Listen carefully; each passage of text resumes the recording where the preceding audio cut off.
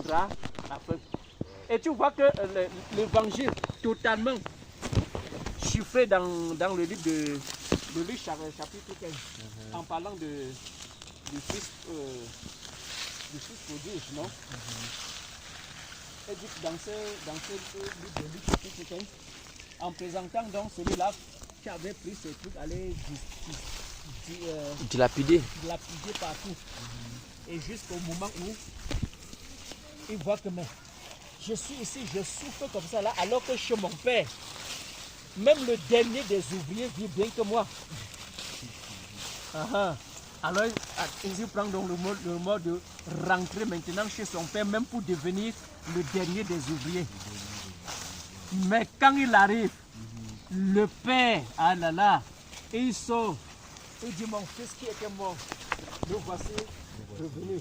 Et directement, il a tué un veau gras.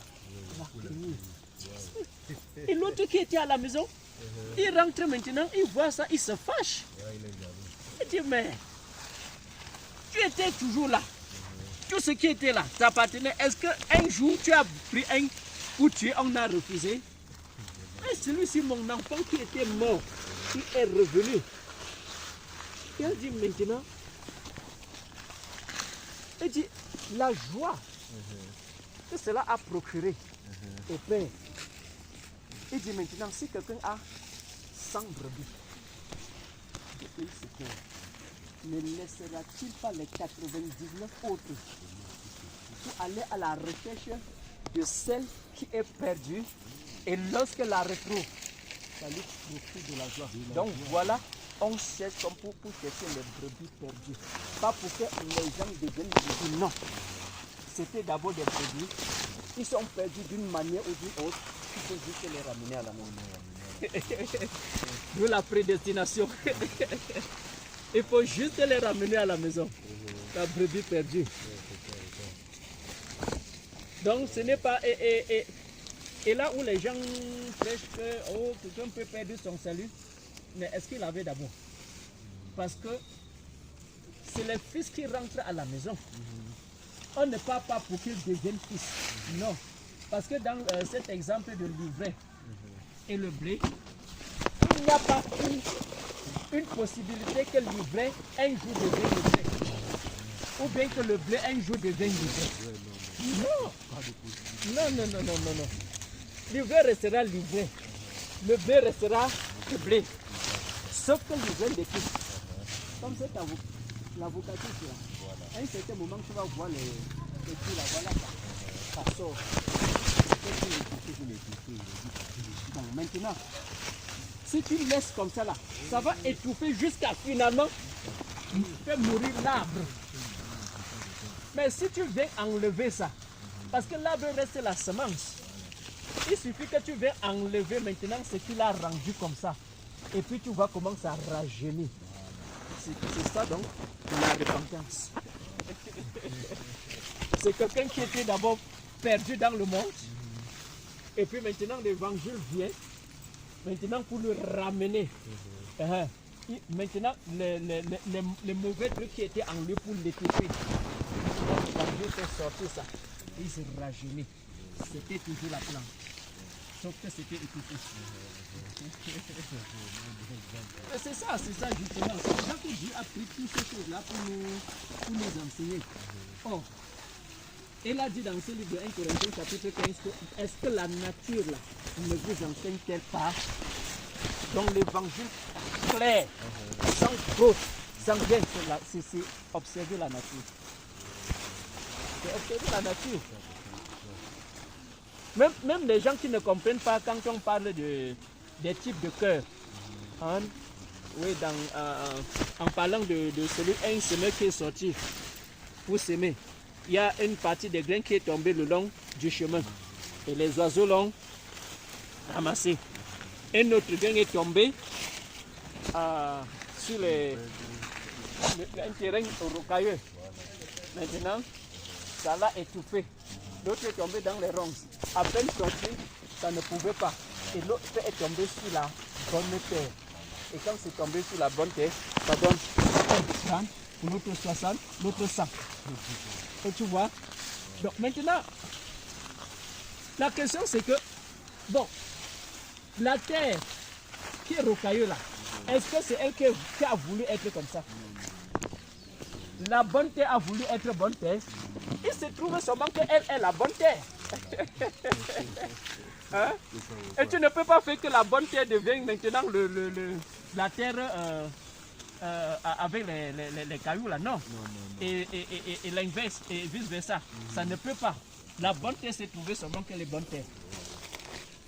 Donc, l'évangile pur, c'est la nature. En observant seulement la nature, tu comprends l'évangile. Et la nature même est là pour prêcher la sainteté.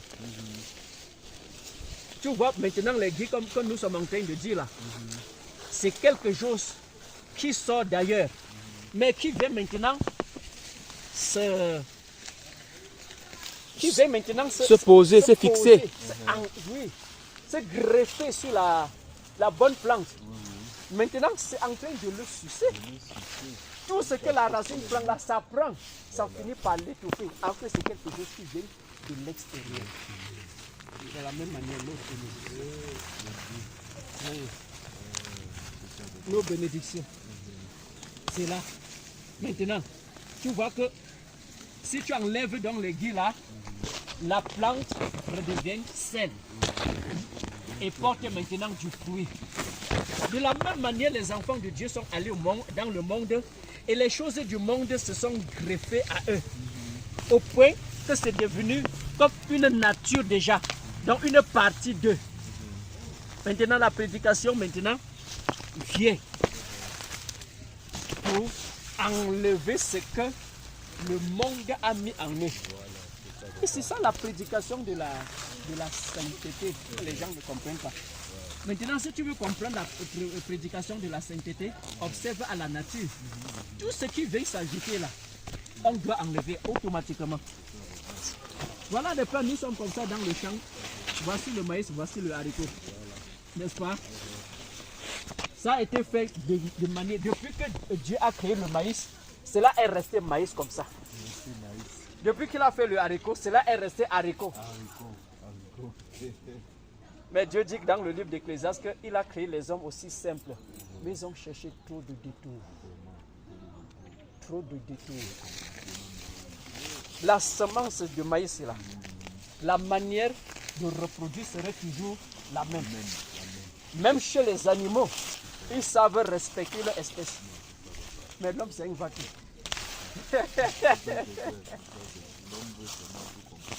Tu vois, l'homme, c'est une vacuum. Regarde que Dieu, dès qu'il observait la nature depuis la genèse, depuis la création, depuis la création du monde, quand on observe la nature, on comprend la puissance de Dieu.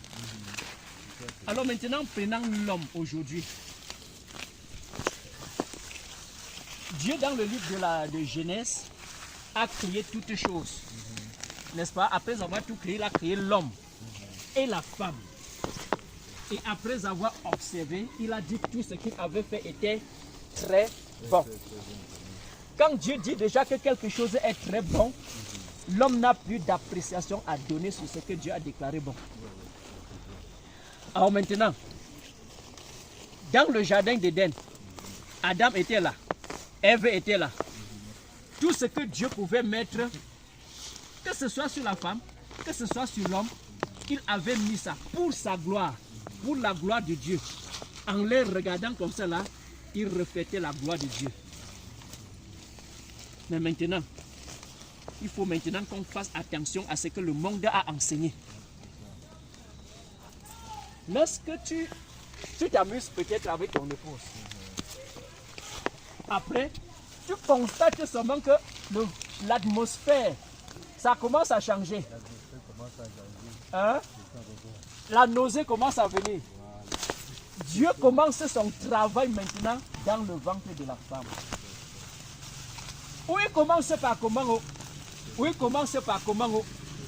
L'être humain ne connaît absolument rien.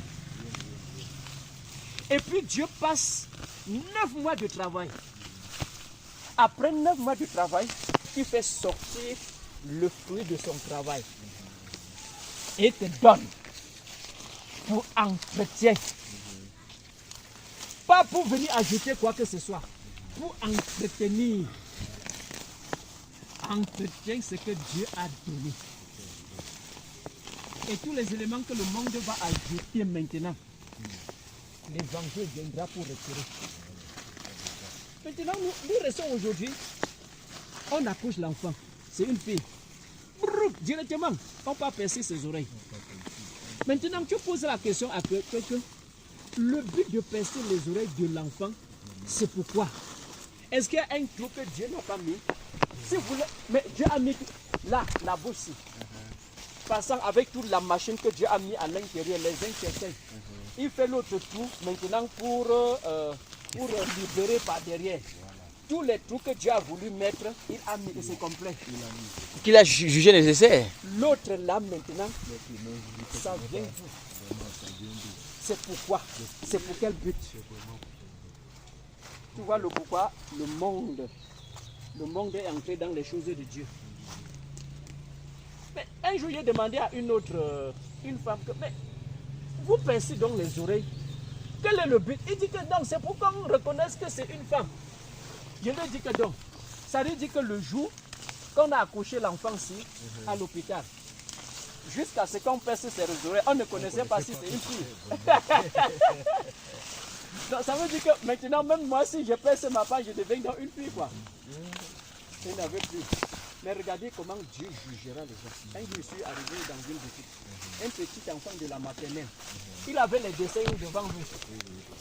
Et dans les dessins, on avait dessiné un pantalon. De l'autre, et à côté, on avait dessiné une jupe.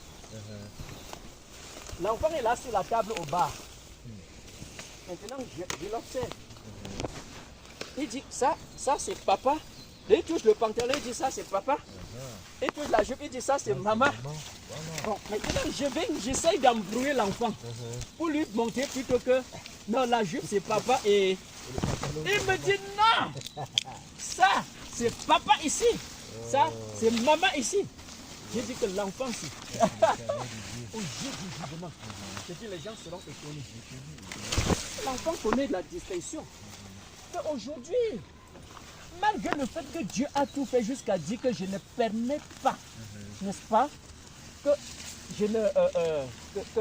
la femme ne mettra pas l'habillement homme, ni l'homme l'habillement femme. Et quiconque fait ça est en abomination à l'Éternel son Dieu. Jusqu'à là aujourd'hui. Bon, maintenant, regarde aujourd'hui. Dieu a mis comme ça, comme nous parlons de l'homme là. Lui, il a voulu mettre les cheveux, il a mis non. Il a voulu que l'homme ait un certain moment porte la barbe, n'est-ce pas? Il a mis les cils ici partout. Lui, il a mis les ongles. Chaque élément a un rôle. Bon, maintenant, quand tu sors maintenant, tu prends autre chose. On appelle d'abord faux. Tu veux mettre sur le vrai. Maintenant, est-ce que ça peut glorifier Dieu? Voilà le but de l'évangile. Le but que le monde a mis, c'est que la séance originale, c'est comment c'était. On est dans à la fête. C'est pour ça que Dieu envoie pour chercher. La femme a déjà sonné. Pas comme se diriger vers la fête. La fête a déjà sonné. La dernière trompette a déjà sonné. Il reste seulement d'un moment à l'autre l'enlèvement. Bam!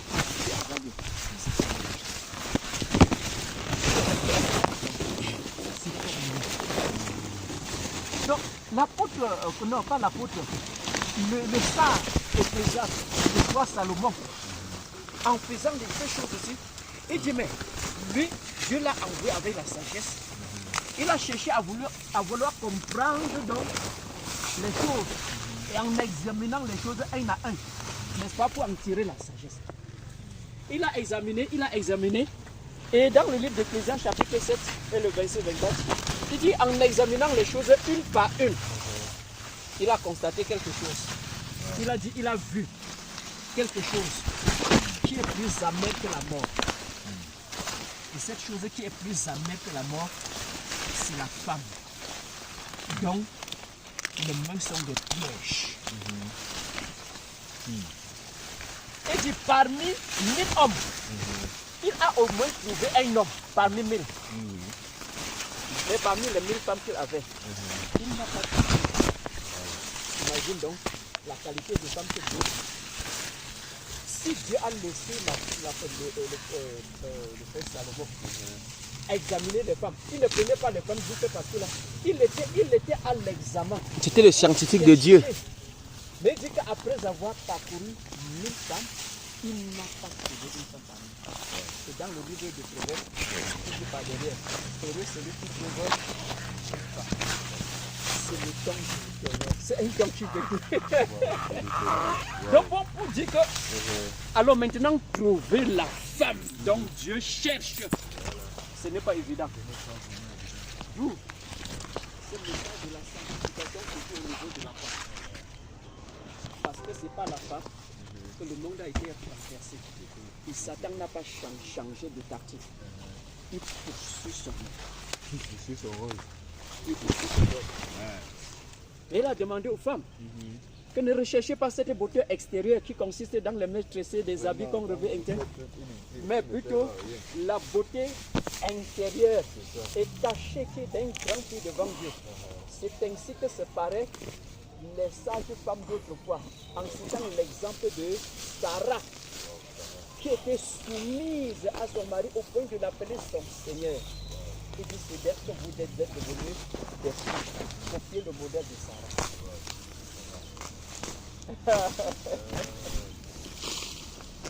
Donc aujourd'hui, la prédication dans le champ, parfois quand j'entre moi au champ comme ça là, tout ce que tu fais dans le champ, c'est l'évangile. La nature, c'est l'évangile pur. Maintenant, les herbes ici, si on n'enlève pas, est-ce que la semence que tu as mis là pourra donner? Non. Donc les gens se sont arrêtés à la prédication de l'évangile et le message de la justification. Mais ils ont oublié la sanctification. La justification, c'est que Dieu nous a sauvés à la croix. Tu ne peux rien faire pour te sauver par toi-même. Nous sommes sauvés parce que quelqu'un a payé le prix. Mais maintenant, le message de la sanctification pour enlever les déchets, c'est ça le véritable problème aujourd'hui et la pierre d'achoppement. Et tu vas voir dans plusieurs dénominations, c'est comme un sujet tabou. Mais le Seigneur, dans ce livre d'Hébreux, dit rechercher la paix et la sanctification sans laquelle personne ne verra Dieu. La sanctification sans laquelle personne ne verra Dieu. Donc, le message central de l'Église, c'est la sanctification. C'est la sanctification. Il faut enlever ce que le monde a mis. Et là maintenant, pour cette sanctification, si nous prenons Matthieu chapitre 15, tu vas voir le Seigneur Jésus-Christ vient avec ses disciples. Et puis arrivent aussi les pharisiens. Maintenant, comme le Seigneur sait bien les attaquer, ils connaissent bien leur doctrine. Il vient avec ses disciples et puis il rentre comme ça. Le bas, si peut-être avec la machette, tu vas tailler un peu. Hein.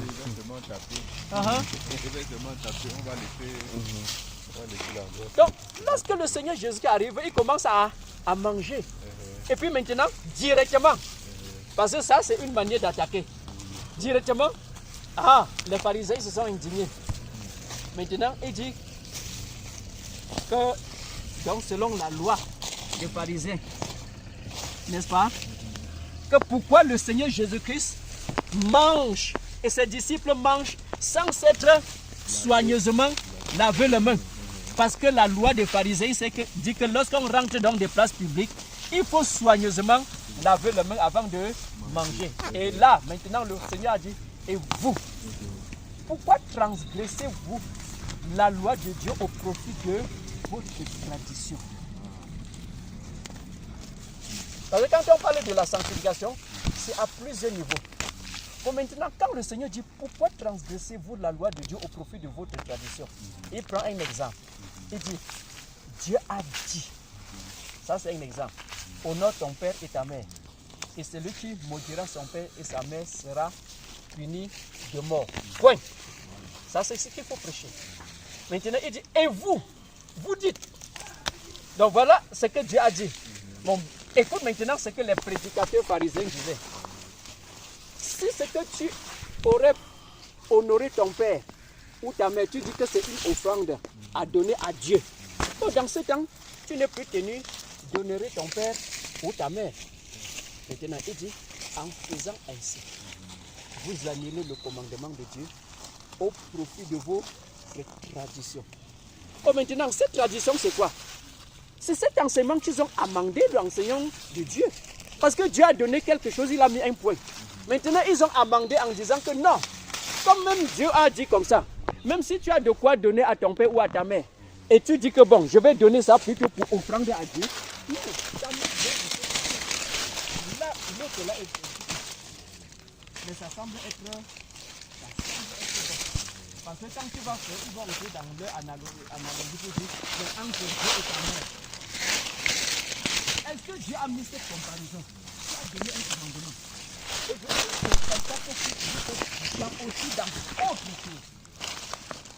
Donc là maintenant l'évangile vient pour retirer tout ce que les multiples systèmes ont mis pour amender la parole de Dieu. Ça doit être mis de côté. Si on prend ça, on n'entrera jamais dans le règne de Dieu. Parce que Dieu ne peut pas prendre ce que Dieu n'a pas donné. Dieu ne prendra jamais ce qu'il n'a pas donné. Donc tous les systèmes, que ce soit le système catholique, les systèmes que les gens ont mystifiés pour amender la parole de Dieu. Donc, tout cela, c'est les miracles systèmes. Donc l'évangile est là.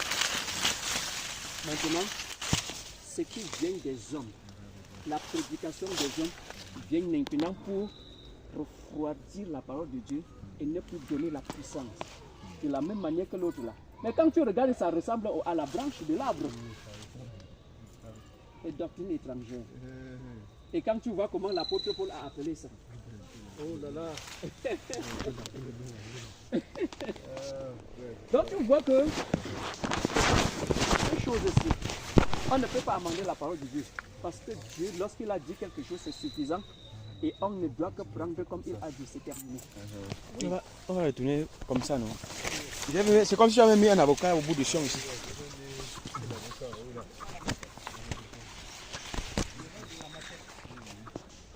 Même la machette là a sa place dans l'évangile. Ça a sa place. Tu vois, un jour, il y a un frère à Douala, il est parti. Il coupait un bois. Bon, pendant qu'il donnait les coups de machette, bam, bam, bam, quelqu'un est resté derrière. Il a dit, la machette là coupe bien, hein. Il a dit, ah bon. Maintenant, il a déposé la machette par terre. Que la machette coupe encore, on voit. Hein? Donc tu as laissé celui qui manie la machette pour aller apprécier la machette. Non. C'est la même chose aujourd'hui que Dieu donne un don à quelqu'un qui commence à se glorifier. Alors que ce qu'il ne peut absolument rien faire. Même si Dieu donne un don et que tu ne manipule pas, il fera rien. Nous l'avons fait prêche. Nous devons être. On se voit que l'évangile, c'est la nature. Parce que Dieu ne finira pas loin. Le jour là, on doit prendre quelque chose comme dans la nature. Et que c'est ce que vous faites chaque jour. Quand il prend l'exemple des animaux, tu vois l'apôtre Paul. Bon, il prend, il commence par l'armée. Bonsoir ma soeur. C'est comment? Bien. Par la grâce de Dieu, nous sommes debout. Bon appétit, bébé. Hein? Ça, c'est beau.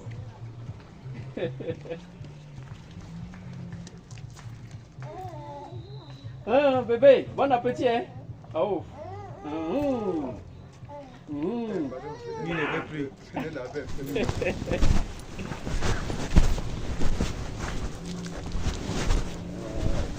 Donc, l'apôtre Paul dit, l'athlète n'est pas couronné s'il n'a combattu suivant les règles du jeu. Et le plus souvent, ce sont donc les règles du jeu que les gens ne veulent pas s'attarder là dessus. Parce que tu vas voir quand il prend l'exemple d'un athlète, il dit que tous courent, mais un seul remporte le prix. C'est ça. Courir de manière à remporter. Pourquoi tous courent et un seul remporte le prix? Mais parle donc des athlètes. Bon, maintenant nous rentrons, nous regardons donc les athlètes. Parce que chaque chose, parce qu'il a parlé de l'armée, il a parlé de l'athlète, il a parlé du semeur. Bon, quand tu parles maintenant, un athlète, tu les vois là alignés. Il y a les règles du jeu. Quand on dit à vos marques, prêtes, partez. Bon, on dit règle. Si quelqu'un décolle avant, tu as faussé la règle. Donc, si tu mords la ligne, tu as faussé la règle. Donc, si on dit à vos marques, tu mords la ligne. On dit prêt, partez. Tu arrives là-bas le premier. Alors que le dernier qui est là, il a respecté les règles. C'est à lui qui reviendra. Et là maintenant, quand tu prends ça, directement tu vas l'apôtre Paul qui dit l'évangile que je vous ai prêché, dans lequel vous persévérez et qui vous sauve. Si vous ne le retenez pas tel qu'il a été prêché, autrement vous aurez cru en vain. C'est la même chose que notre Seigneur Jésus-Christ a dit dans Matthieu chapitre 7. Ce ne sont pas tous ceux qui disent Seigneur, Seigneur, Seigneur. Celui-là seul qui fait la volonté de mon Père. Celui-là seul qui fait la volonté de mon Père. Donc, on croit que croire juste, ça suffit. Non, ça ne suffit pas. Il faut travailler. Dans les règles du jeu. Pardon bien. Quand tu vois l'apôtre Paul poursuivre dans ce livre de 1 Corinthiens chapitre 15, hein, il dit que Jésus-Christ a été crucifié selon les Écritures.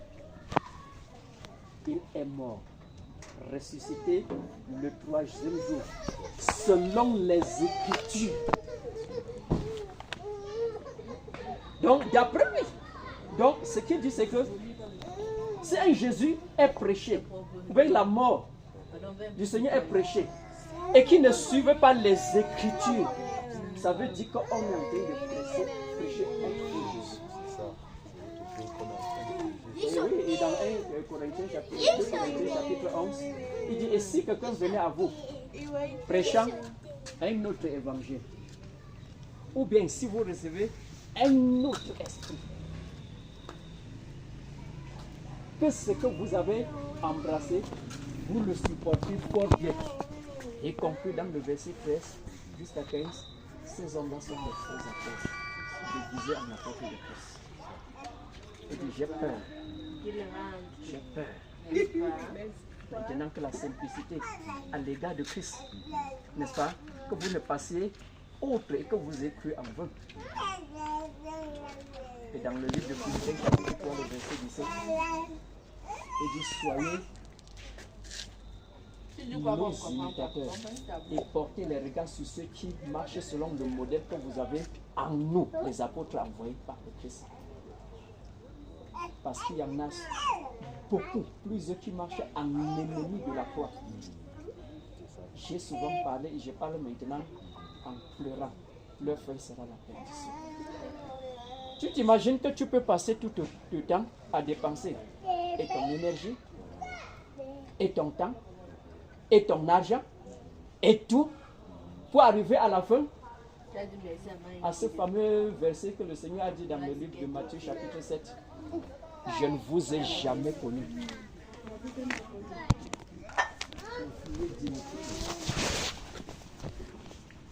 Ayant passé tout le temps. Donc, il nous revient de regarder ce que nous faisons. Dieu n'a pas donné le modèle nos pasteurs d'aujourd'hui. C'est le modèle que le Seigneur Jésus-Christ. Et ce qu'il a formé lui-même, envoyé dans le monde pour nous former, pour nous. Et eux, nous devenons une autre chose. Si nous sommes donc tous des enfants de Dieu, nous n'aurons pas de division au niveau de nous. Dans le livre de 1 Corinthiens chapitre 1, l'apôtre Paul dit, n'ayez pas de division. Comment un corps comme ça là peut être donc divisé? Le membre peut être divisé parce que si un membre est déjà coupé du corps, le membre est mort. Alors maintenant, quand nous prêchons comme ça, et maintenant nous vivons, catholiques ici, protestants ici, les pentecôtistes ici, les témoins de Jéhovah ici, les adventistes ici, n'est-ce pas la division? Maintenant dans tous les groupes ici, est-ce que quelqu'un comprend l'autre? Pourquoi donc on a la même Bible et on est dispersé comme ça? Où est le modèle dont on est en train? On doit réfléchir.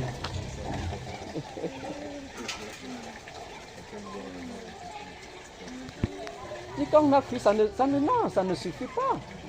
Ça ne suffit pas. Ça ne suffit pas. Parce que nous avons vu la confrontation entre les apôtres et ceux qui se disaient les apôtres. Une vraie confrontation. Tout comme nous avons parlé donc de l'ivraie. Regarde comment ça marche pour chasser le blé. Mais ça, c'est vraiment la ressemblance est là. Si la ressemblance est là, ça se ressemble. Tu ne peux t'en sortir dans un faux bien que si tu connais le vrai. Avant de voyager, il me disait qu'il veut m'épouser. Parce que si tu ne connais pas le vrai, ben on te donne le faux bien, tu vas embrasser. Et c'est ce qu'on fait aujourd'hui dans l'évangile.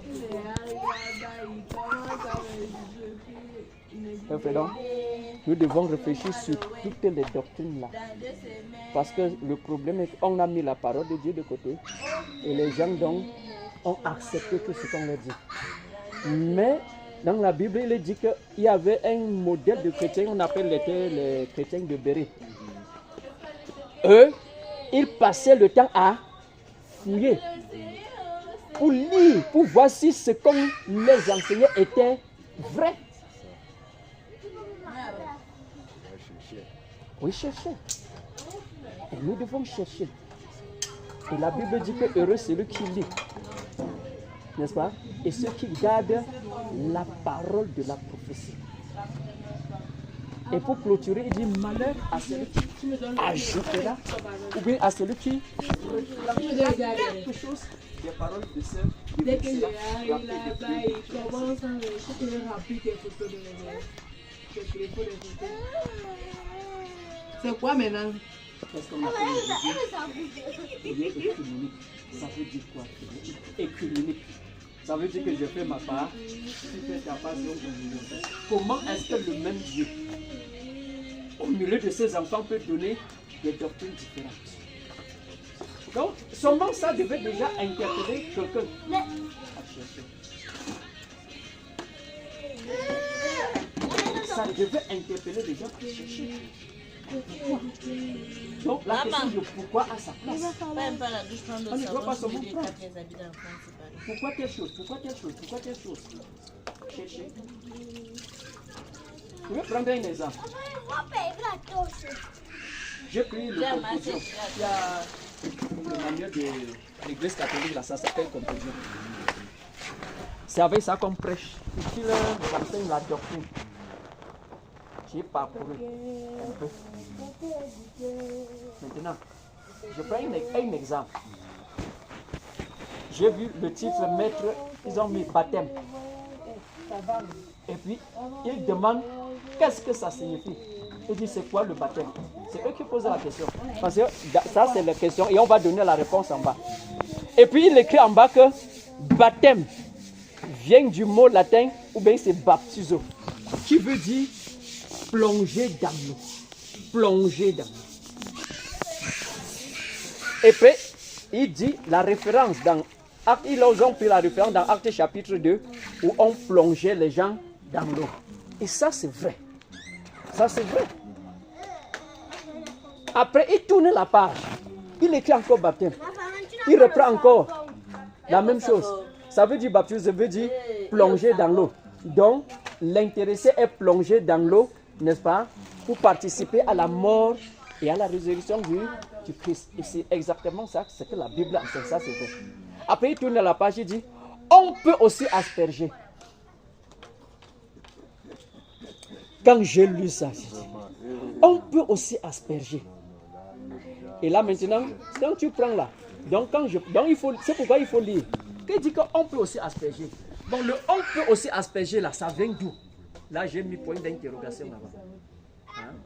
Et j'ai mis Matthieu chapitre 5, verset 37. Là, ce Matthieu chapitre 5, verset 37 dit que votre parole soit oui, oui, non, non. Ce qu'on ajoute vient du malin, du diable. Comment tu dis que la signification de quelque chose veut dire plonger dans l'eau et puis dire qu'on peut aussi asperger? Et depuis quand vous dites on peut aussi asperger, est-ce qu'ils ont plongé dans l'eau? Bon, maintenant, ça c'est le niveau catholique. Parce que si tu discutes avec un pentecôtiste, il va dire que les catholiques ne font pas ce qui est écrit. Pour que nous disions que nous sommes au niveau de la même manière que tu es rigoureux avec les catholiques, soit la même chose avec les catholiques. Mais dans le milieu pentecôtiste, plonger dans l'eau ne suffit pas. Parce qu'on ne plonge pas souvent comme ça. Alors maintenant, tu vois que le Seigneur Jésus-Christ, quand il partait, il a dit aller faire de toutes les nations, les disciples, les baptisant au nom du Père, du Fils et du Saint-Esprit, hein, et enseignez-leur tout ce que je vous ai prescrit. Voici, je suis avec vous tous les jours jusqu'à la fin du monde. N'est-ce pas? Ça, c'est l'énoncé d'aller faire quelque chose. N'est-ce pas? Ça, c'est l'annonce. Maintenant, c'est là-bas où les gens se sont arrêtés.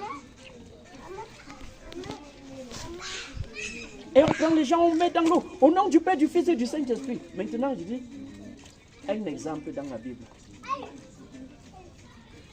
Ça, c'est un exemple. Oh, le Seigneur Jésus-Christ, après avoir dit ça, tu continues dans l'épître, dans l'évangile de Jean. Il dit, ne faites rien jusqu'à ce que le Saint-Esprit soit descendu. Et après avoir écouté, il dit, parce que quand le consolateur là va venir, il va vous rappeler ce que je vous ai dit. Il va vous enseigner là-dessus et vous conduire dans toute la vérité. Et là, depuis qu'il a dit, allez faire de toutes les nations, les baptisant au nom du Père, du Fils et du Saint-Esprit, aucun n'apôtre n'est parti. Ils sont restés selon l'instruction que le Seigneur a donnée. Ils sont allés se fermer à la chambre haute. Attendre jusqu'à ce que le Saint-Esprit ait descendu le 10e jour à la Pentecôte. Et maintenant, dans ce mouvement du Saint-Esprit, lorsque l'apôtre Pierre a pris la parole pour prêcher, on dit, ceux qui écoutaient ont eu le cœur vivement touché. Ils ont posé donc la question à Pierre et aux apôtres. Hommes frères, que ferons-nous? Regarde comment le Saint-Esprit maintenant enseigne. 1. Répentez-vous. Et que chacun de vous soit baptisé au nom de Jésus-Christ pour le pardon.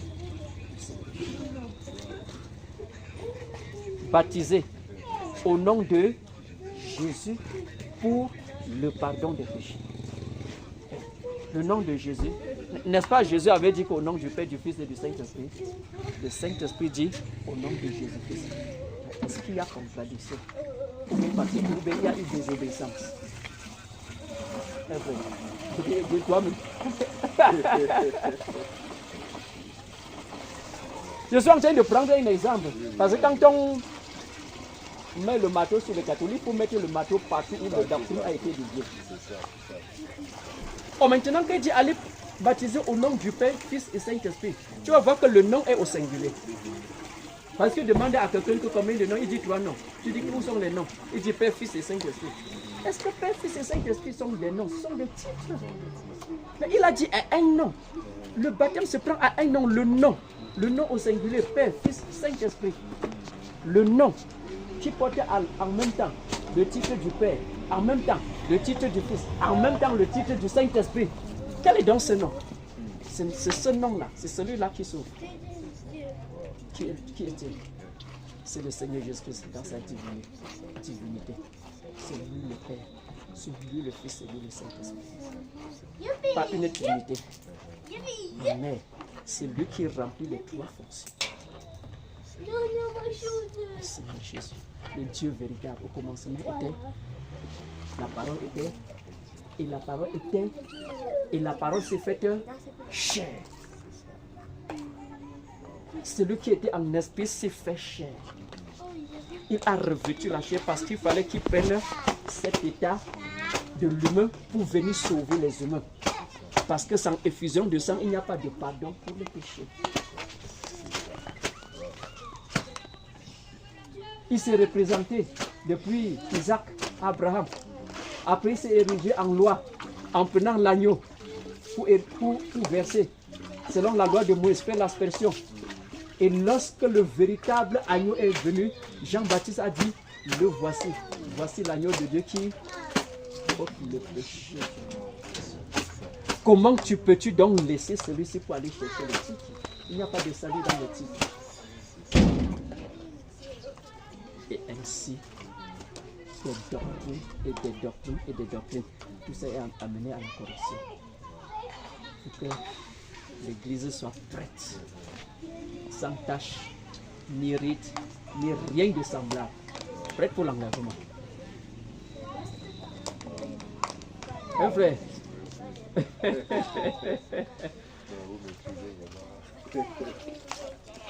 Donc maintenant, la fois passée, on était passé, là toujours on est un peu causé. On attend maintenant. Si tu as des questions. Ou bien si il y a aussi autre chose et qui n'est pas bon. C'est-à-dire tu es en train de parler avec quelqu'un, il n'est pas d'accord sur ce que tu dis, mais il fait semblant toujours de dire oui, alors que dans son cœur, ça ne tient pas. Il faut poser les questions comme on posait au Seigneur Jésus. Ah oui. Oui. On posait les questions au Seigneur Jésus et le Seigneur Jésus, mais n'est-il pas écrit dans votre loi que n'est-il pas écrit? Parce que ce que nous avons, et comment c'est l'écriture. Si nous partons hors de l'écriture, on entre dans l'impasse où on ne peut pas s'en sortir. L'écriture est la seule chose qui a été donnée aux hommes pour les canaliser, pour qu'ils ne sortent pas. Si tu sors de l'écriture, tu tombes dans la perdition. L'écriture est complète. Et le Saint-Esprit ne viendra pas contredire l'écriture parce que l'écriture est donnée par lui-même est l'écriture. Donc on peut juger même quelqu'un qui dit qu'il a le Saint-Esprit. Le Seigneur n'a-t-il pas dit que vous les reconnaîtrez à leurs œuvres? Il a dit qu'ils sont... Est-ce qu'on peut cueillir les mangues ici, là? 5 jours, tu arrives là-bas, tu vois qu'il y a les mangues au pied de l'avocatier là. Frère, malgré le fait que le mangue c'est un bon fruit, tu vas ramasser.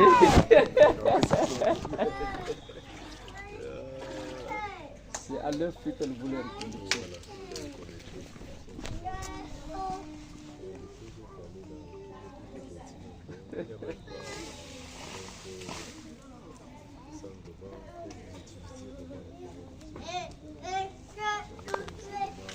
Regardez, au départ, c'était la parole. Et le Seigneur Jésus a dit, ne croyez pas que je vous jugerai. Ce qui vous jugera, c'est la parole que vous entendez. C'est elle qui vous jugera au dernier jour. Et quand tu prends l'Apocalypse chapitre 19, oui, tu vas voir, quand on présente le jugement, tu vois que les livres sont ouverts. Le livre de la vie est ouvert. Et on dit que et chaque personne fut jugée d'après ce qui est écrit. Mais nous avons les chrétiens aujourd'hui que sa bête noire c'est la Bible. Comment donc quelqu'un peut donc tenir sans connaître ce qui est dans sa Bible? Comment?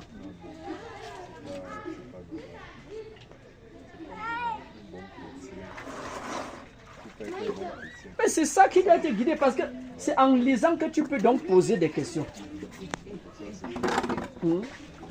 On a prêché comme ça à certains gens à Douala, ils sont partis poser les questions au pasteur. Et c'est devenu un problème. Mais qu'est-ce qui suffit de répondre aux questions que la brebis te pose? Réponds tout simplement à la question. Donc, dans cette prédication que nous donnons, il y a le niveau des pasteurs. Et au niveau des pasteurs, il y a ceux qui se sont glissés dans cette œuvre, qui ne sont pas appelés. Il faut qu'ils quittent rapidement, parce que le jugement, il faut qu'ils quittent. Bon, maintenant, il y a ceux qui ont été corrompus. C'est-à-dire que c'est la semence de Dieu vraiment, mais été corrompu par ce qu'il a rencontré. N'est-ce pas? Donc la cupidité a fait qu'il été corrompu. Et ce genre de pasteur, à chaque fois qu'il fait ça, il a toujours des interrogations. Et on les avait dit qu'il y a quelque chose qui, il sent que ça ne tient. C'est pour ce genre de personnes que je nous annonce. Parce qu'en écoutant, il va dire, mais il y a quelque chose. Je me posais toujours la question. Il faut que ce soit tout clair. Dans le premier volet, c'est les pasteurs. Ceux qui se sont glissés dans cette œuvre qui ne sont pas appelés. Il y en a ceux qui sont beaucoup sont des marabouts. Ils sont là, ils font des incantations sur les gens. Avec leur esprit diabolique, ils appellent ça le Saint-Esprit. Il faut qu'ils quittent rapidement.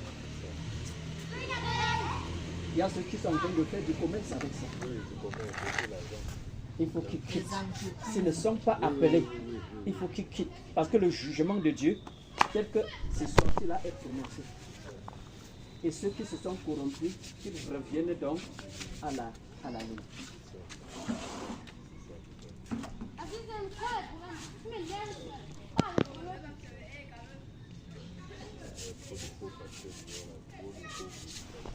Bon, maintenant, comment donc détecter le faux si tu ne connais pas déjà? Déjà de la parole, tu n'en connais pas. Et les gens ne cherchent même, ce qui est curieux que les gens ne cherchent même pas à connaître. Et on va leur manger, les suces. Ils vont vendre leur maison, aller donner, les gens vont manger, ils vont les entraîner ensemble dans la police. Donc, il faut peut-être qu'on te trompe à tous les sujets. Peut-être même ton argent en banque, qu'on te trompe. Mais qu'on ne te trompe pas sur ton âme. Le père. Oui, ma soeur. Il y a certaines questions, quand tu poses au pasteur, tu dis que on ne cherche pas trop à tout savoir parce que. Donc, quand tu poses une question que tu étais là quand on disait ça, ou est-ce que ce que tu dis là est justifié? Et tu dis qu'on ne cherche pas à tout savoir. Donc, le peu que tu connais là reste avec. Bon. Parce que aller au-delà de ce qui est écrit, ça peut te donner la folie. Non, justement, c'est parce que tu veux qu'il te présente ce qu'il est écrit, non? Mais, et dans tout ça, est-ce qu'il t'a dit quelque chose dans ta réponse? Non, il y a seulement que reste d'abord comme ça avec ce que tu connais. Comment est-ce que... Tu vois le pourquoi? Voilà, tu vas dire... vraiment. Si tu prends le livre peut-être de 1 Corinthiens chapitre 14. Mon frère. L'apôtre Paul dans ce 1 Corinthiens chapitre 14, à partir du verset 27. Lorsque vous vous assemblez, lorsque vous êtes en assemblée, les uns ou les autres ont-ils un cantique, une révélation, un enseignement, que tout se fasse dans le but de l'édification. Ça veut dire que le pasteur ne vient pas avec son truc déjà taillé pour venir vous donner. Parce que le Saint-Esprit peut susciter une question, n'est-ce pas, au travers de quelqu'un. Et c'est ça même ce que le Seigneur voudrait faire comprendre à son peuple. Comment tu peux donc bloquer la question de quelqu'un? Que quand on entend la parole de Dieu, on reste en superficiel, non? Oui, Donc, on n'entre pas en profondeur, ne cherche pas trop à comprendre. Alors, mais si tu veux comprendre que si ça avait fait comme ça, c'est que vraiment tu ne dois pas t'en sortir. comment tu veux poser une question au lieu qu'on te répond à la question qui te dit que tu ne dois pas t'en sortir? Comment? C'est parce que, comme j'ai dit là, beaucoup savent, n'est-ce pas, ce qu'ils sont en train de faire. Mais notre but, ce sont ceux-là qui se sont entraînés parce qu'il y a ceux qui savent qui servent Satan. Hein? Ils ont prêté serment. Oui, papa, tu permets, je vais un peu répondre sur la question que je suis un peu de poser là. Je veux prendre de manière naturelle, n'est-ce pas? Oui. Si tu es peut-être au coup moins 2, tu poses la question au coup moins 2. Tu vois un peu. La question du coup moins 2 à un maître. Il est appelé à répondre parce que les enfants qui posent des questions, c'est pour que ce sont des enfants qui sont éveillés. Parce qu'il y a au niveau du coup moins 2, il faut qu'ils reçoivent ce qui est au coup moins 2. Et à un moment, il ne doit pas aller peut-être au collège, on lui donne encore les choses du coup moins 2. À un moment, ça devient phare. En fait, il ne peut même plus comprendre. C'est pas sûr que je comprends un peu. Parce que dans la vie, il y a des choses, on va grandir même dans la connaissance. Et si tu es peut-être quelqu'un qui est humain, on te donne toutes les choses de l'enfant, et ça va te servir à quoi? Donc c'est la question qu'on pose là, c'est les catholiques qui ont toujours dit, parce qu'aujourd'hui même le fait que les gens ont la Bible, tout le monde a accès à la Bible, pour eux ce n'était même pas le cas. On devait être, ce sont eux qui devaient la Bible et nous expliquer, nous on comprend seulement. Même si je dis n'importe quoi, on comprend seulement. Et ça c'est ironique. La Bible dit dans ce livre de Matthieu chapitre 27, lorsque le Seigneur Jésus est mort, le voile du temple a été déchiré, le voile qui couvrait ce qui est le lieu saint et le lieu clair saint a été déchiré pour dire que n'importe qui a accès à la vérité. Parce qu'on pose la question pour connaître la vérité. Et la Bible dit, vous connaissez la vérité et vous affranchissez de ça. Au fur et à mesure que tu connais que tu es affranchi. Donc le fait qu'on dit qu'on ne peut pas tout connaître. Si tu ne connais pas tout, il y a des choses que du moment où, peut-être que tu connais, si tu n'as jamais été où, ou bien tu ne connais pas les instructions par rapport à l'électricité. Si tu pars là, tu vas toucher, ça va te frapper, non? Parce que tu ne connais pas, non? Mais quand tu connais, tu sais que désormais ça, on ne touche pas ça. Donc l'instruction, en fait, on pose les questions pour être instruit. Maintenant, quand sont les pasteurs, normalement, qui commencent à dire, ou bien c'est pasteur, ou c'est quoi, commence à dire ça, vraiment, ça n'a pas de sens. On est appelé à connaître. Et c'est dans la connaissance qu'on peut bâtir d'autres. Et la Bible va dire, un aveugle ne peut pas conduire un aveugle. Tous deux vont tomber dans un même trou. Donc, un pasteur est appelé à écrire pour écrire les autres. C'est son devoir, sa responsabilité. Vous voyez un peu, non? Et quand nous marchons comme ça, nous devons coutume dire poser des questions parce que tu peux être là avec une question qui te trouble et nous, on ne s'appuie pas sur la connaissance. On va s'appuyer sur il est écrit. Tu prends ta Bible, tu mets là, on te dit ce qui est écrit. Si tu crois à la Bible, là à l'intérieur c'est écrit. Et c'est ça, c'est nos responsabilités parce que il faudrait qu'on connaisse la vérité. Parce que dans ce livre de Osée 4, verset 6, Dieu va dire mon peuple est payé par manque de connaissance. Et c'est ça qui nous tue aujourd'hui. Tout à l'heure, quand le manque de connaissance, tu as dit qu'il y a des gens qui partent vendre la maison, qui partent vendre les matériels à la maison pour aller donner au pasteur. C'est écrit où? Pasteur, montre-nous là où c'est écrit. C'est écrit où, pasteur? Montre-nous où c'est écrit. Quand on parle même des offrandes dans la Bible, l'offrande, ce n'était pas la maison qu'on vendait pour venir donner comme ça. C'est vrai aussi que dans les Écritures, Actes chapitre 2, ça a été fait. Dans Actes chapitre 2, 3, 4 à montant. Ou même Ananias et Saphira seront même tués par le Saint-Esprit. Parce qu'après que le Saint-Esprit soit venu, on va même déposer au pied des apôtres et on distribue en fonction des besoins des uns et des autres.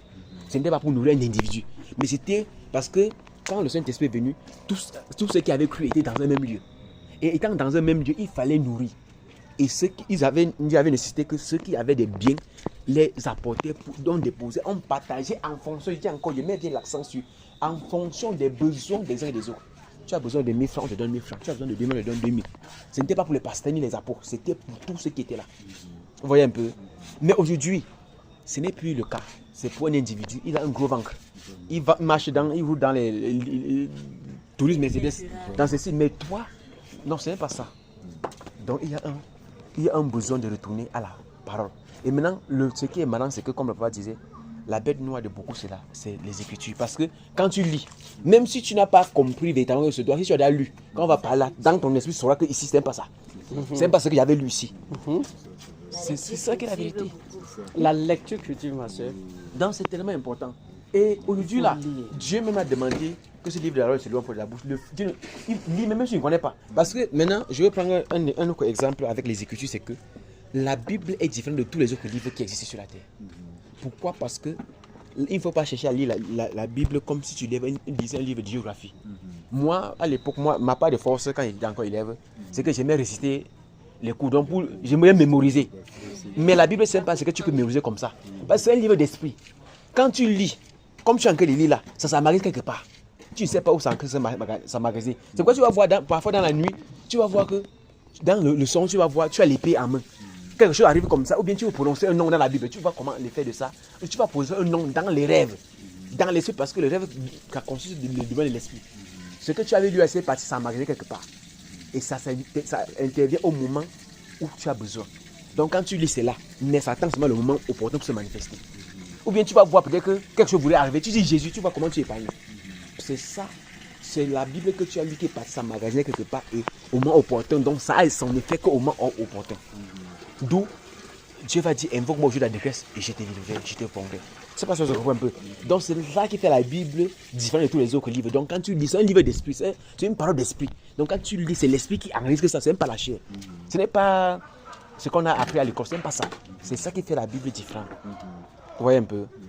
Et une autre chose, Jean 17 a dit sanctifie-les par ta parole, car ta parole est la vérité. Donc en la lisant, elle te sanctifie sans que tu ne sois même pas au courant. Donc voilà les effets que la Bible en a. En la lisant, elle t'instruit même sans que tu ne te rends compte. Mais la mémoriser, comme on mémorise le Coran, comme on mémorise les autres, ça sera un peu différent. Ça fait de toi quelqu'un de religieux, mec. Parce que c'est pas toi, tu ne peux pas la conditionner, il y a des conditions. Juste le devoir que tu as à faire, lis là seulement, il va faire son effet en toi. Donc voilà un peu ça. Mais voilà un peu ce que je peux dire à l'issue de la question que tu as posée. Nous avons besoin d'être instruits. Il n'y a pas une question qu'on ne doit pas répondre. Et toute question biblique est réponse biblique. Toute question biblique est réponse biblique. Ça va trouver ça. Nous tous qui sommes sur la terre, tous les hommes qui sont sur la terre, si tu es de Dieu, ton nom, ton acte d'identité est dans la Bible. Si tu es fils de Dieu, enfant de Dieu, tu vas te retrouver là-bas dans la Bible. Il n'y a rien qui est tabou, il n'y a rien qui est écrit dans la parole de Dieu. Donc c'est ce que nous pouvons dire à l'issue de ça. Et Somme 119, le verset 105 dit qu'elle est la lampe à nos pieds, c'est lui qui brille sur notre sentier. Mais aujourd'hui, beaucoup de gens ne sont pas éclairés par elle. Pourtant, elle est venue pour nous éclairer. On l'abandonne pour être éclairé par des hommes et bien d'autres. Et tu vois beaucoup de tortures qu'il y a, beaucoup de gens sont. On dit comment lavage du cerveau, c'est parce qu'on ne lit pas la Bible. Parce que quand tu lis, il y a. Toi-même, quand on va parler, toi-même, tu vas craigner des pas ici, parce que ça ne donne pas. Parce que là, même l'interprétation, il dit, quand tu es accoutumé à la Bible, même quand on interprète ça, dans ton esprit, que c'est même pas ça. Donc ton esprit comprend que ce qu'on est écrit, il dit là, c'est pas comme ça que c'est écrit. Et c'est ça que nous, on a besoin de ça pour pouvoir avancer dans la vérité. Aussi longtemps qu'on n'est pas dedans, on va tout nous dire. Et les gens sont prêts pour obéir. Parce qu'on ne comprend pas. Donc, et tu vas voir que c'est des personnes, ils interdisent même que les gens n'écoutent pas les autres. Tu vois, ce n'est pas normal. Parce que là, quand tu es un pasteur, ne refuse pas que les gens ne partent pas écouter. Laisse-les écouter. Enseigne-les la vérité. Parce que quand tu as déjà la vérité, rien ne te peut t'ébranler de la vérité. Tu vois? Donc maintenant, un jour, je demande à un pasteur que mon frère pasteur, voilà, j'étais comme ça j'étais à Kiosi. Je dis, frère, la dîme là, que vous prenez, montre-moi ça, sa place dans le Nouveau Testament.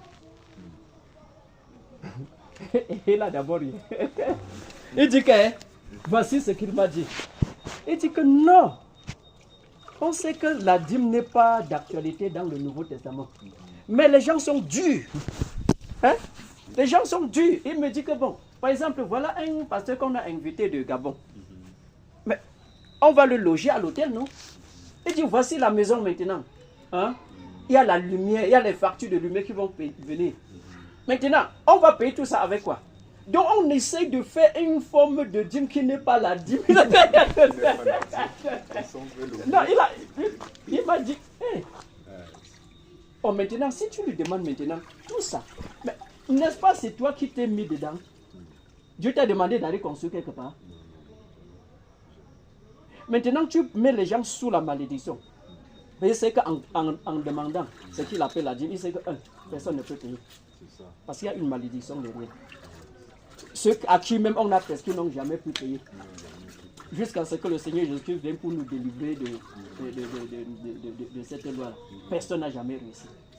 Les gens étaient plutôt dans la malédiction à cause de ça. Parce que de la manière que c'est écrit, tu ne peux pas. de tout ton revenu. De tout. Mais à l'intérieur de tout, mais tout. Attention. De 1/10 de quoi faire? De tout ton revenu.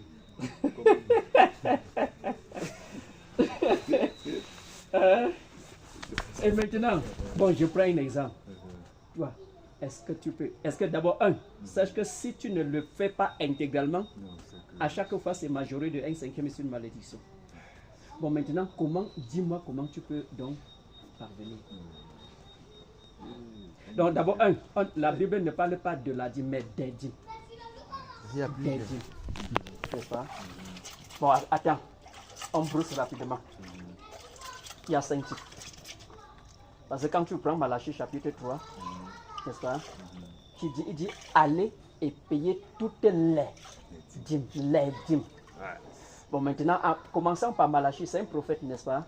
C'est parce que le peuple était sous la malédiction qui se demandait pourquoi ils étaient sous la malédiction. Et on leur dit que c'était à cause des dîmes et des offrandes qu'ils ne payaient pas, n'est-ce pas? Les dîmes et les. Donc la question, est-ce que Malachie a prescrit une dîme? Qui avait prescrit la dîme?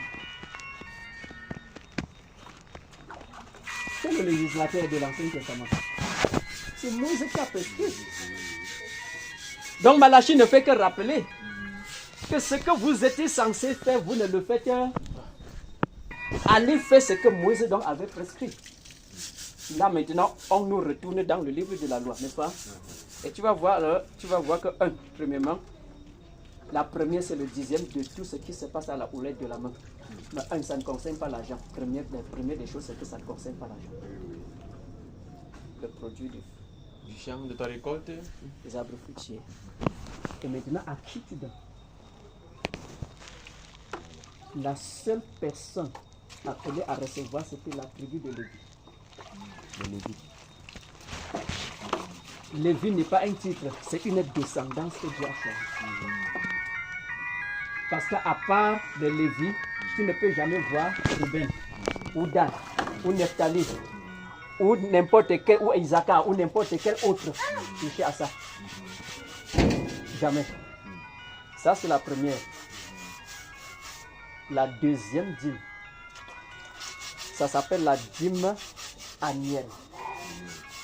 C'est-à-dire qu'à la fin de l'année, tu vas récolter tout ce que ton champ a produit. Tu vas porter ça et aller au lieu que Dieu a choisi pour faire porter son nom. Qui est Jérusalem en leur temps. En partant, tu prends tout ce qui est de ta maison. Lorsque tu arrives donc à ces lieux, vous vous asseyez, vous mangez, vous buvez, vous êtes satisfait, vous rendez grâce à Dieu et vous rentrez. Ça, c'est pas pour le pasteur. Il n'a pas droit. Le Lévi n'a pas droit de ça. Donc, c'est pour la famille. Et c'est là où Dieu a dit que donc, et si donc le lieu là est éloigné de chez toi, et tu convertis donc ça en argent. Tu sais donc l'argent entre tes mains. Tu arrives là-bas, tu achètes tout ce que tu veux. Là-bas, il a dit même des liqueurs fortes. Pour manger à la présence de Dieu. Et après, tu rentres. Ça, c'est la dîme annuelle. Ça, c'est toi qui manges. Troisième, on appelle ça dîme triennale. C'est-à-dire après chaque 3 ans. Tu devais sortir les récoltes. Tout ce que ton champ a produit et tout. Tu alignes devant ta porte comme ça. Partout là. Ça, c'est pour le lévite, la veuve, l'orphelin et l'étranger qui est dans le pays. À chaque 3 ans, il devait passer maison par maison. C'est ce que Malachie demande d'aller faire. Le 4e, ça s'appelle la dîme de la dîme.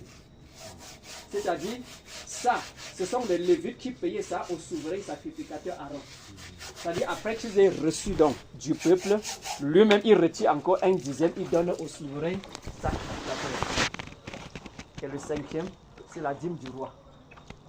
Le roi du pays. Qui est le président? Donc, si tu veux donc respecter Malachie chapitre 3, le verset 7 à 10, fais comme je suis en train de dire là, ça c'est les Écritures. Si tu ne fais pas ça, tu n'es en train de rien faire. Et maintenant, ce qui est marrant dans tout ça, c'est que les pasteurs qui prêchent ça, ils parlent seulement d'un seul site de dîme. pas des 5-6 là. Non, même parce que même le style de Jim qui parle là, ce Ça n'a n'est même pas ce qui est rien à voir. pratique. Parce que tout tourne autour de l'argent. On donne l'enveloppe. Pourtant, ce n'était pas l'enveloppe. C'était, si tu es cultivateur, tu viens avec les fruits de ton champ. Tu es éleveur, tu viens avec les fruits de ta bergerie. Voilà ce que la Bible demande. Bon, maintenant, voici la loi. Si quelqu'un veut racheter quelque chose de sa dîme, il sera majoré de 1/5. Ça veut dire que si tu as récolté, l'avocatier sera. Si le 10e n'est pas allé au temple, dans la maison du trésor, ça que si ça manque un avocat, avant que ça donne le 10e, alors c'est majoré de 1/5. C'est majoré. C'est la malédiction entre directement. Tu ne connais même pas. Jusqu'au jour où tu vas te révéler ça. Et tu vas aller payer ça avec la majoration de... Je ne comprends pas bien, Européen. Ma soeur. Que quand tu récoltes, Oui. et toutes tes récoltes, tu amènes dans le temple de Dieu avant de consommer. Non, Ou bien, ça, je dis que ça c'était la dîme annuelle, ça c'est passé chaque fin d'année. tout ce que tu as récolté. Non, pas tout. Ah, Tu juste retires une la... partie. Voilà. 1/10 de tout ce que tu as récolté. Ah, d'accord. Et tu te réjouis avec toute ta famille. Donc c'est pour toi et Ça, toute ta ça. famille. Dieu Mais, voulait et tu le apprendre aux fais gens là à où Dieu a manger. choisi. Ah, je comprends. Tu le fais là où Dieu a choisi. Et à l'époque, le seul lieu où Dieu avait choisi, c'était Jérusalem. Donc tout Israël devait se rassembler à Jérusalem. Mais maintenant, aujourd'hui, là, ça ne peut pas être que d'actualité parce que Jérusalem n'est plus là. Il y a de ça, nous les païens, nous ne sommes pas de Jérusalem. Donc voilà un peu. Tu as bien compris maintenant, non? Donc ça fait partie Donc des... si on avait le temps, on devait plutôt lire ça, on devait plutôt vous faire lire ça. Parce que parler comme ça, c'est autre chose. Mais tant toi-même tu... On devait entrer dans le livre de Deutéronome et partout, dans le livre de Nombre, dans le Lévitique partout, pour que tu vois ce que dans Malachie, chapitre 3, disait. C'est ça qu'il avait demandé à quelqu'un de poser à son pasteur, s'est fâché. Explique-le tout simplement. Parce que je lui ai dit que va demander à ton pasteur, la nature de la dîme c'était quoi? Sa nature, est-ce de l'argent? Qui a parlé du salaire? Et regarde, quelqu'un se lève un matin, il prend aussi 1000 francs, il met dans sa poche. Et c'est quoi? Il dit que c'est ma dîme. Vraiment. Non, frère, c'est pas comme ça. Non, c'est Donc, pas comme ça. la nouvelle alliance n'est pas comme ça.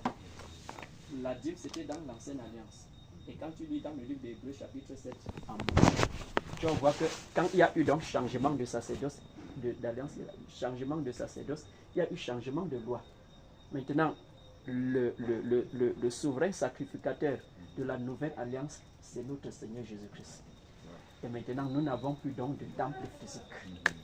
Le temple de Dieu est spirituel. Quand le Seigneur Jésus-Christ s'est tenu donc devant le temple là où on partait faire cette œuvre, il a dit: je faisais ce temple et je le rebâtirai et en 3 jours je le relèverai. Mais on a dit que mais il a fallu 46 ans pour construire cette.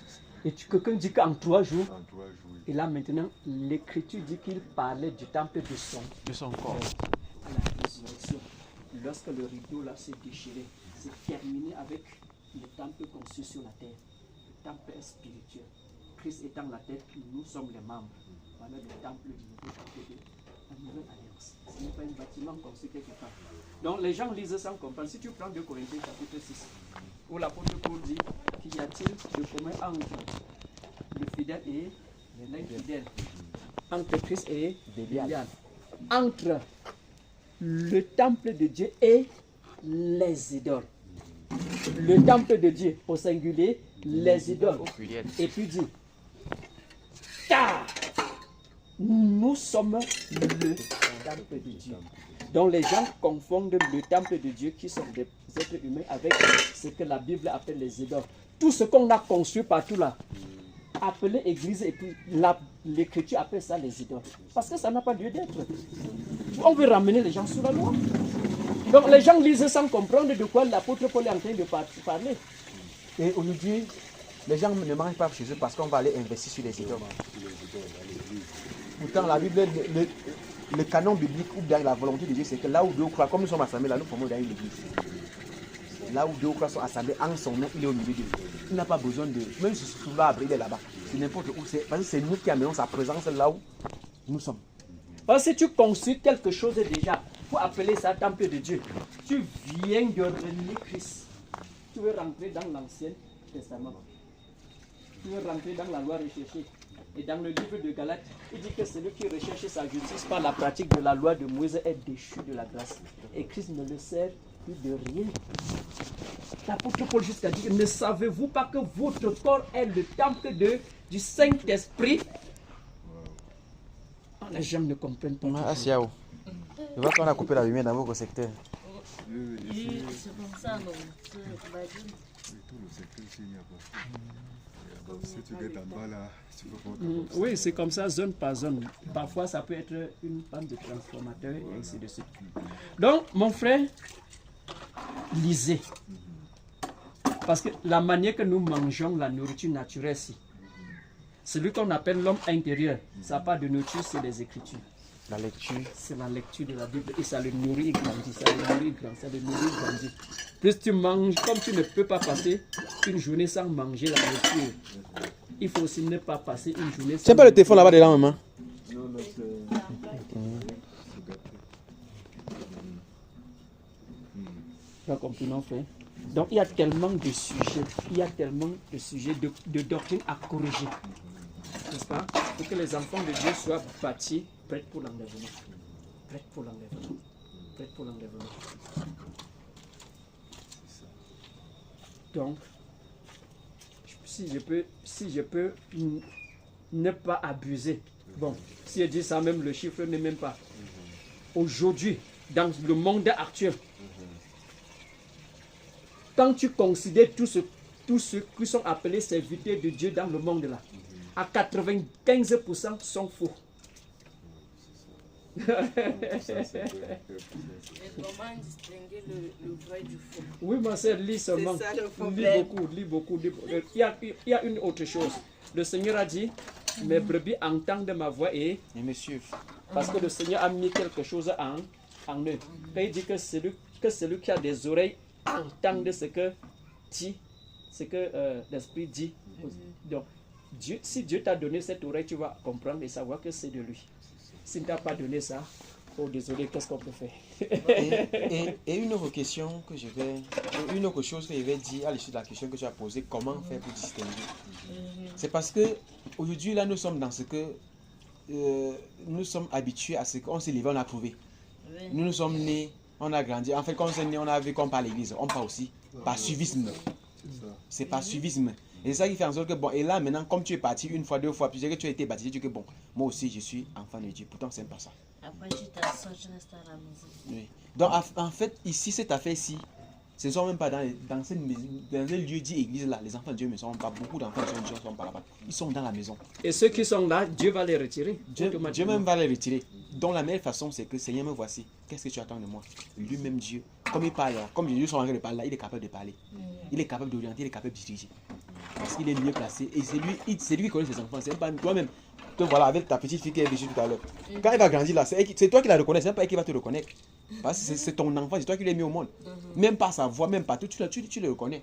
Donc c'est au Père de chercher ses enfants. Et si tu es de lui, tu montes, tu descends. Tôt ou tard, tu rejettes aujourd'hui. En fait, si c'est quand ton nom va arriver, toi-même tu vas savoir qu'ici, il faut que je me lève. Donc c'est de ça dont c'est les questions. Mais aujourd'hui, beaucoup de gens, par exemple, on dit en venant, il faut prendre ton voisin. En il faut faire ci. Tout ça, c'est pour venir gonfler le nombre de dîmes et offrandes qu'il va ancrer. C'est même pas gonfler le nombre de dîmes, le nombre de fidèles. Que j'ai tel nombre de fidèles. Mais frère, est-ce que vraiment, si vraiment nous rencontrons dans la logique, dans la vérité, est-ce que quelqu'un me dit que j'ai tel nombre de fidèles? Ce sont les fidèles de Dieu, ce sont les fidèles. Je dis que j'ai tel nombre de fidèles, j'ai une église de tel nombre de personnes. C'est ton église. C'est l'église du Seigneur Jésus. Les brebis, c'est les brebis du Seigneur Jésus. Et à l'issue de ça, je vais prendre quelque chose qui s'est passé. Dans l'Ancien Testament, le roi David a fait le dénombrement. Et quand il veut faire le dénombrement, son serviteur, Joab, qui était comme le changement, lui dit que ne fais pas ça. Comme lui, il est roi, il croit qu'il a le pouvoir de tout faire. Il a dit que je vais le faire. Quand il a fini de faire, Dieu s'est présenté. Elle dit que qui t'a demandé de compter mon peuple? C'est ton peuple, c'est mon peuple. C'est pas ça, je vois un peu. Kadhafi même étant au roi, il n'avait pas de droit de... Tu veux savoir le nombre du peuple sur lequel tu gouvernes, pourquoi? La royauté, c'est moi qui t'ai donné. La gouvernance, c'est moi qui t'ai donné. Tout, c'est moi qui t'ai donné. Pourquoi tu veux savoir ce que tu règnes? Donc quand tu veux commencer à faire ça, donc David ici, en un temps soit peu, l'orgueil lui est un peu pris. Il veut connaître que pour être orgueil, non, j'ai sur toute une personne. La malédiction s'est présentée.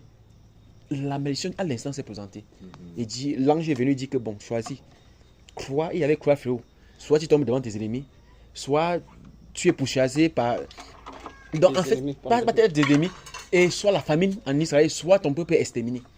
Voilà les choses qui étaient présentées. Maintenant, le tout, c'est que avec ça, en tant que roi, c'est même pas lui-même qui souffrait, c'est le peuple qui a souffert. Donc voilà un peu les choses qui se passent. Nous, en tant que si tu es serviteur de Dieu, tu fais ce que Dieu te demande de faire. Même si c'est 1000, même si c'est n'importe comment, fais seulement tu avances. Ce n'est pas ton droit de savoir. Donc voilà un peu. Alors, bébé, je suis en train de causer, je vais te rappeler. Ok. Donc nous sommes ravis. Mon cher, c'est vrai qu'on a mis dans cette fois ici que le nom, j'ai oublié. Vous avez nos contacts. Nous, on a un seul devoir, que vous connaissez la vérité. Nous ne sommes pas là pour le gain, pour tout. Notre devoir, c'est de servir. Notre devoir, c'est que les gens connaissent la vérité. Si vous lisez, vous avez des questions, posez-nous. Et nous, on s'appuie sur les Écritures pour faire ce que ça appelle à faire. C'est vrai qu'il y a qui, c'est Martin Luther, qui avait dit sola scriptura, donc seulement les Écritures.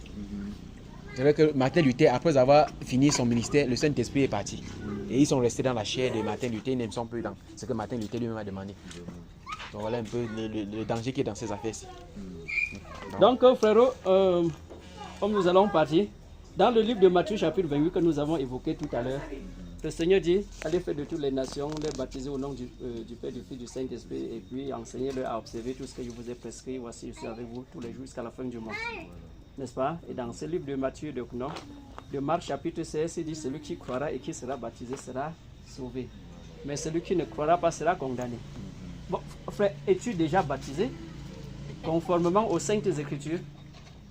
Pas encore. Ma soeur, toi? Pas encore. Et ça veut dire que si la trompette sonne là aujourd'hui? Non, on va quand même baptiser nos enfants. Ils ne vont pas subir le même sort que nous. Non, attention, on ne baptise pas les enfants. Et qui est pourquoi? Comment tu vas baptiser les enfants pour faire quoi? Pour qu'ils suivent la route de Dieu, non, sinon on n'a pas pu. L'autre là, c'est encore d'eau. Écoute. Non, regarde, non. Oui, ma soeur. Pour les confier à Dieu. Non, ce n'est pas le baptême. C'est quoi alors? Le baptême, c'est comme quelqu'un qui est conscient, qui connaît la différence entre le bien et le mal. Mais on baptise les enfants. On baptise les enfants, mais ce n'est pas Dieu. C'est contraire aux Saintes Écritures, c'est contraire à la parole de Dieu. Quand ils vont grandir, ils vont se confirmer. Non, voilà. Tu vois un peu, donc, la confirmation c'est encore. Donc, il va me faire lire. Ouais, pardon. donc peut-être qu'on va revenir ici. Non, elle me pousse vraiment à revenir ici avec le compodium. On va lire ensemble vraiment. Vous-même, vous allez, parce qu'il n'y a pas de confirmation là. Ouais. Tu sais ce que le compodium enseigne? Il dit que... non, je viendrai ici avec ça. Ma soeur, du courage, ma soeur. D'accord, merci. Non, en fait, Mais sans te décourager, c'est du mensonge. Ah bon? Et c'est plutôt confier l'enfant au diable. Parce qu'il faut parler des choses comme ça se dit.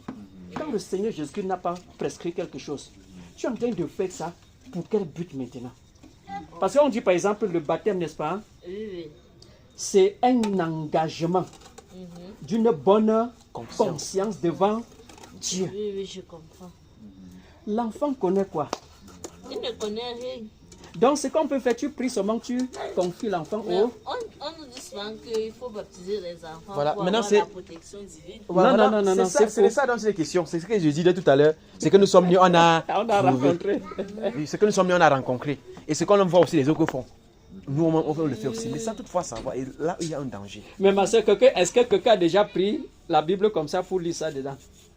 Montrer là où on a, peut-être là où on a bâti les enfants, ou bien on a Un confiné seul quelqu'un. enfant. Mais quand on baptise les enfants et puis on lit certains versets, Non, ce n'est pas question de lire, c'est le commandement de Dieu a dit presque ça. Parce que, pour se baptiser, il faut se repentir. L'enfant peut se repentir. Non. non. Quand il va grandir, il va se reprendre. Est-ce que, bon, ma soeur, c'est toi qui as l'autorité sur ton enfant. Oui. C'est toi à prier pour protéger ton enfant. Donc, prie pour ton enfant et confie-le entre les mains du Seigneur. Jusqu'à ce que l'enfant grandisse, il va comprendre, avoir fait la distinction entre le bien et le mal. Parce que le baptême, c'est quoi? Tu meurs au péché.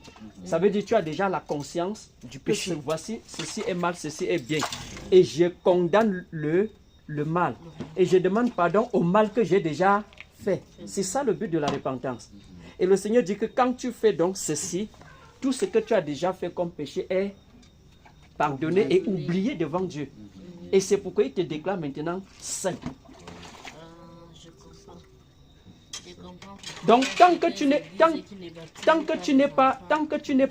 tu n'as pas cru et baptisé, tu restes dans la condamnation. Oh, Ok. donc Bon. tu es condamné. Oui, c'est ça. Bon. Maintenant, une autre question que je vais. Parce que. Une autre chose que je vais revenir, papa, tu m'excuses un peu. Oui, vas-y mon frère. Regardez, n'est-ce pas? L'affaire de l'église a créé à voir avec le mariage. Je ne sais pas si je comprends. Oui, je comprends. Parce que croire veut dire accepter, accepter veut dire épouser. C'est pas ça que je comprends un peu. Quand tu dis que j'ai cru au Seigneur, j'ai dit que j'ai épousé le Seigneur Jésus. Maintenant, est-ce qu'un enfant peut déjà passer en mariage? Un enfant, l'alliance, le baptême a créé à avoir de l'alliance. Est-ce que l'enfant peut porter l'alliance? Donc voilà un peu. Je veux prendre les choses terre à terre, expliquer terre à terre pour que vous compreniez un peu le danger qui est dans ces affaires-ci. Donc le fait qu'on dit qu'on part, donc c'est un peu comme ton enfant de 1 an, tu dis que bon, je te marie, je te donne, je te fiance ou bien à quelqu'un. Est-ce que c'est faisable? C'est quand l'enfant est conscient que c'est même pas toi-même qui fais. C'est vrai que les parents le font, c'est dans ces cas, mais c'est lui-même qui vient te dire que papa, voici mon fiancé ou voici ma fiancée. Là, et quand il vient de toi, mais tu sais là qu'il a l'âge, ou bien elle a l'âge qu'elle peut le faire. Là, tu passes. Si elle n'a pas l'âge, ou bien il n'a pas l'âge, il va dire que pardon, tonton, grandis encore. Tu n'es pas con, tu ne sais pas là où tu es en train de partir. Vous ne savez pas si on comprend un peu. Donc, ce sont les choses. Je prends aussi des choses terre à terre comme ça, vous expliquer, vous dire, voilà ce qu'il en est. Mais aujourd'hui, on fait les choses sans toutefois le savoir. D'où Dieu dit, mon peuple périt par manque de connaissances. Dès la naissance, directement, le sang qui coule là, depuis Adam et Ève, c'est cet état du péché. C'est pourquoi le Seigneur Jésus-Christ est venu. La conversion, c'est maintenant que tu entres tu deviens une nouvelle créature.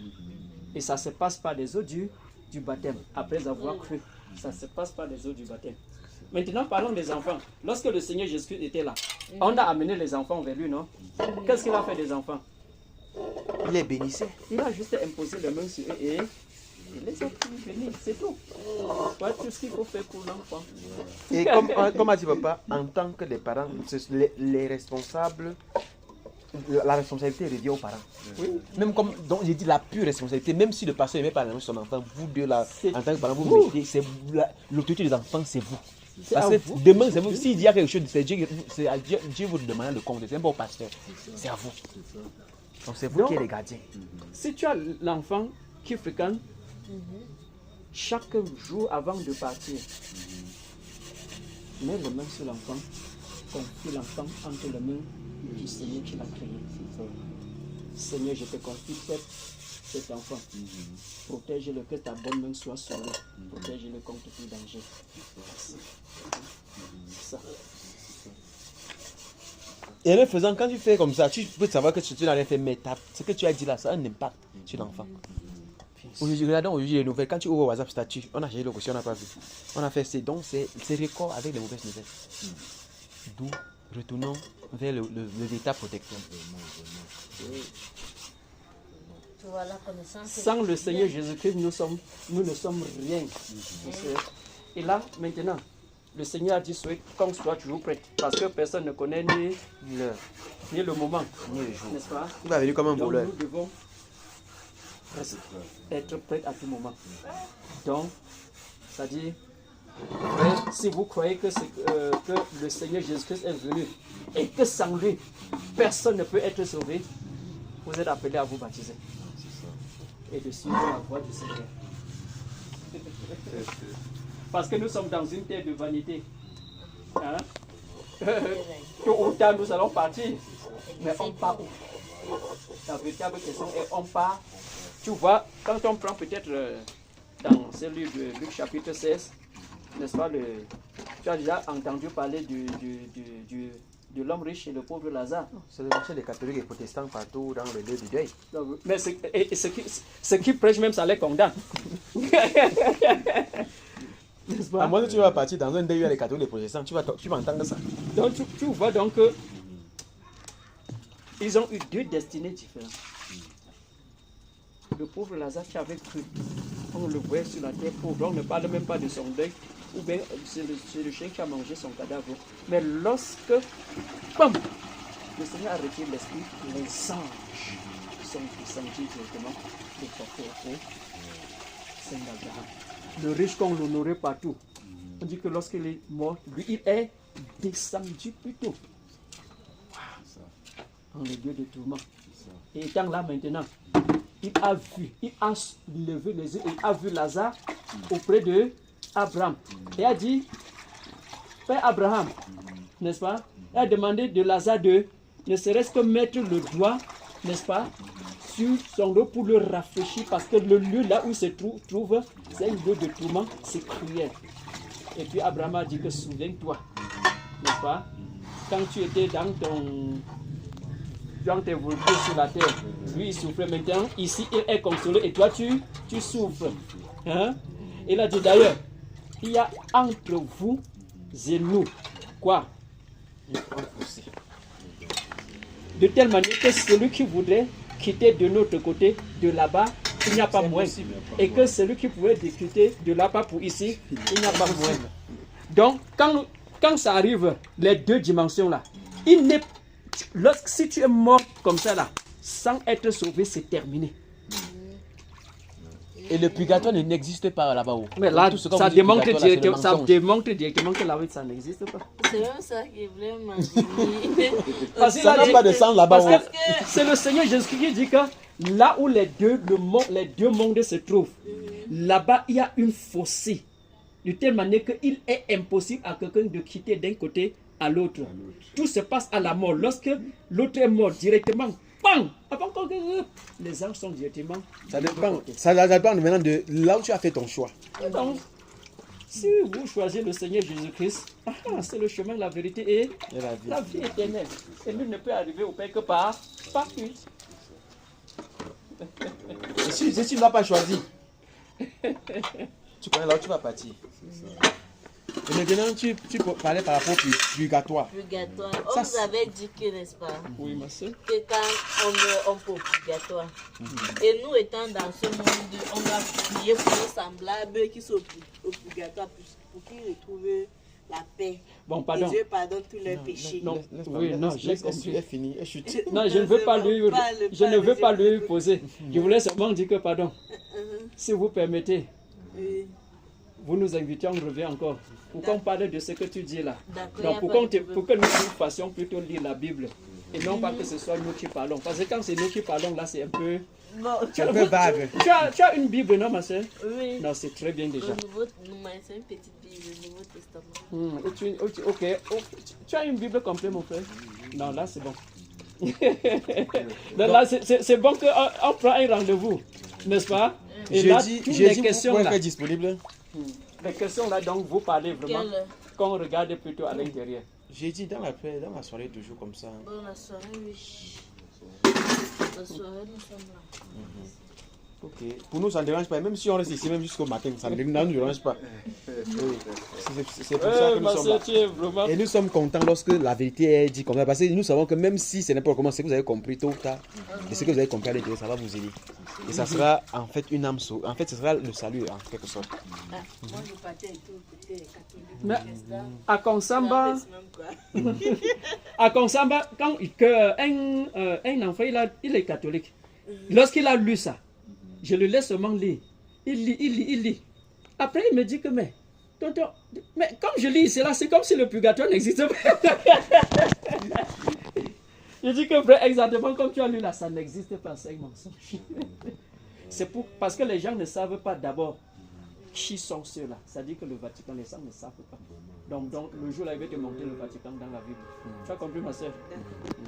C'est que le Vatican, je vais te montrer ça dans la Bible. qui est le pape. Même lui, je vais te montrer qui est-il. Mais c'est les Saintes Écritures qui vont parler. Ok. Ok, bon, mon frère, Merci beaucoup. Merci pour ce moment passé ensemble. bon, nous, Merci surtout à vous. vraiment, nous vous remercions de nous avoir accueillis encore dans votre maison et que la paix de Christ reste dans la maison. La paix du Seigneur reste Le vraiment dans frère la maison. Yannick, c'est Yannick. C'est Yannick, c'est moi, c'est moi. Ok, maman. Bon, merci beaucoup. Merci beaucoup, papa. Ok, ma soeur, que le Seigneur vous bénisse. Que le Seigneur vous bénisse. Vraiment que restez avec la paix du Christ. Et on se dit donc jeudi. Mais il faut préparer beaucoup de questions. Hein. Nous aimons répondre aux questions parce que c'est ça qui fait bâtir. C'est en posant les questions maintenant que tu veux comprendre beaucoup de choses. Allez, Et c'est même bien comme elle a un peu marché de partout. Donc elle va poser la question, pourquoi dans tel milieu j'ai vu ça et dans tel autre milieu j'ai vu plutôt ceci. Et là maintenant ça va nous permettre d'entrer. Et en fait, quand on parle de poser des questions, l'enfant qui désire connaître, les enfants qui sont élevés à l'école, sont ceux qui posent beaucoup de questions. Toujours et toujours. Qui dira même beaucoup les professeurs ou les maîtres.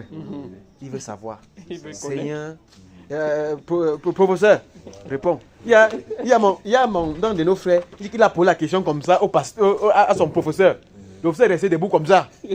Mais les gens disent que hey, tu as bien parlé de parler au professeur. Parce que sa question était. Ok mon frère. Et donc nous avons besoin de ça. Merci beaucoup. Donc voici l'évangile pur, là où on t'a rencontré là, au champ. C'est la nature. La nature. Ok, merci beaucoup. Merci à vous de même, et à la prochaine, place du Seigneur.